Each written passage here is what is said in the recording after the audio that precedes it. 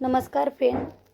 आता ना छोटासा मी आज निर्णय घेतला, म्हणजे असं 4-5 दिवसापासून चालला होता, विचार करत होते.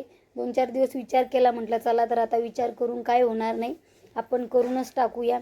आणि मी जेव्हा ना त्या श्रद्धाताईला कॉल केला तेव्हा असं वाटतच नव्हतं की त्या अनोळखी म्हणून, त्यांची ओळख नाही, आपण मोबाईलमध्ये बघतो, पण फोनवर त्या खूप स्वभावाने छान वाटल्या मला.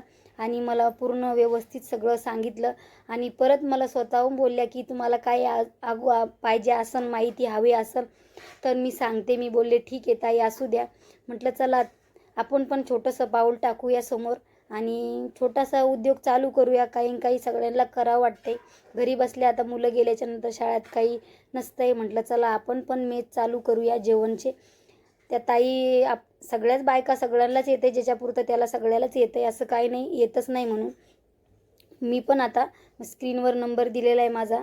जेवणाची ऑर्डर मी पण घेणार आहे त्या ताईसारख्या. पुरणपोळी, चिकन, मटन, बिर्याणी जे पाहिजे ते तुम्ही मला कॉन्टॅक्ट करा. आणि तुम्हाला तर माहीतच आहे मी मुंबईला राहते, पण मुंबईला ह्या ठिकाण मी तुम्हाला सांगितलं नाही डिटेल. कांदिवली ईस्ट लोखंडवाल्यामध्ये मी राहते.